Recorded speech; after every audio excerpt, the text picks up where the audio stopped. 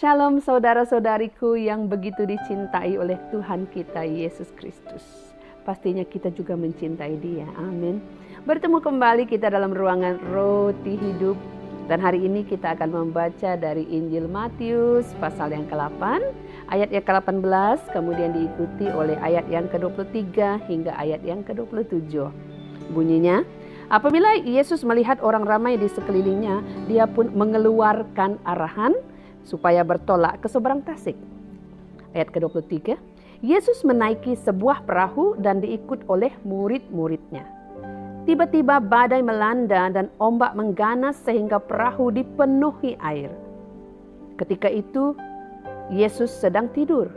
Para murid Yesus datang membangunkannya. Mereka berkata, "Tuhan, selamatkan nyawa kami semua daripada maut." Yesus menjawab, "Mengapakah kamu takut?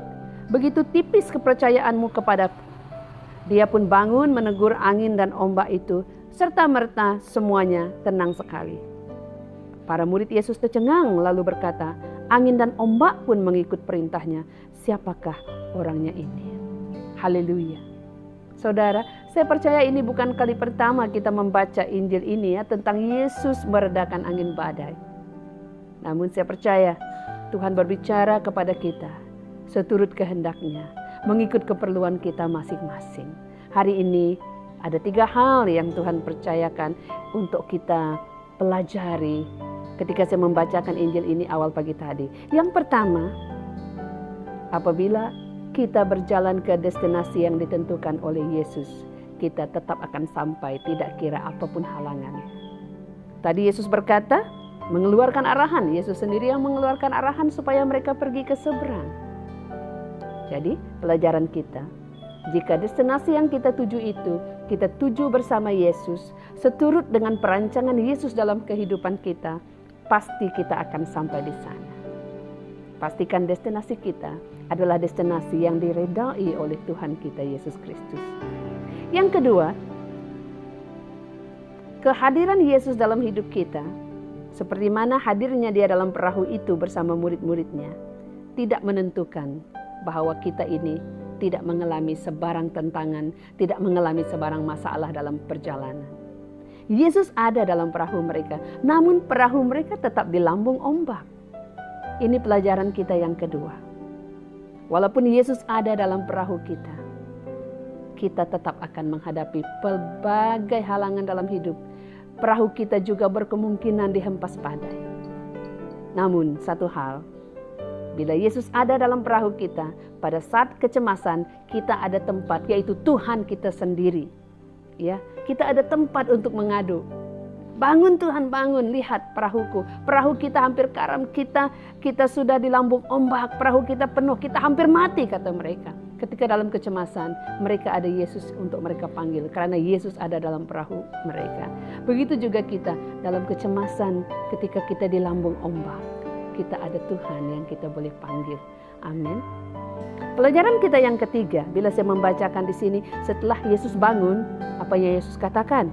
Yesus berkata, "Mengapakah kamu takut? Begitu tipis kepercayaanmu kepadaku."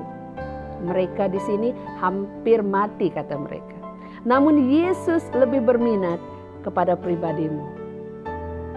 Dia terlebih dahulu menegur anak-anak muridnya. "Mengapakah kamu begitu takut?" Dia deal dulu dengan murid-muridnya. "Begitu tipis kepercayaanmu kepadaku." Wah, ini merupakan teguran yang keras. Pada saat mereka di lambung badai, Yesus terlebih dahulu memarahi mereka, menegur mereka. Ya, dalam kehidupan kita, ketika kita sedang di lambung badai, ketika kita sedang menghadapi masalah besar, kita berdoa kepada Tuhan. Seolah-olah Tuhan itu tidak bertindak. Angin badai itu tetap juga melambung perahu kita.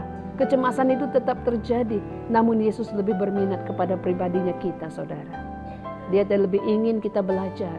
Dia terlebih dahulu ingin menegur kita melalui apa yang kita alami, supaya kita percaya kepada Dia. Supaya iman kita sepenuhnya kepada Dia, seperti mana Dia menegur murid-muridnya. Kemudian setelah Dia menegur mereka, mereka berpikir, mereka belajar sesuatu. Mereka sadar bahwa iman mereka begitu kecil.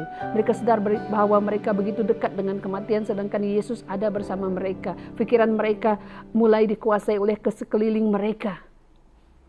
Barulah Yesus meredakan angin badai. Ya, Yesus terlebih suka, terlebih berminat terhadap pribadimu, terhadap pribadiku berbanding dengan keadaan sekeliling kita. Setelah kita belajar dari suasana itu, barulah Yesus bertindak meredakan angin badai. Semuanya di dalam tangan Dia. Mereka tercengang melihat bila Dia berkata kepada angin badai, berhenti, maka ombak itu pun mengikut cakapnya. Amin. Namun yang terlebih penting bagi Yesus adalah pribadimu. Dia ingin deal dengan kita. Amin. Haleluya. Kita bersyukur karena kita punya Bapa yang sentiasa ingin mengajar kita.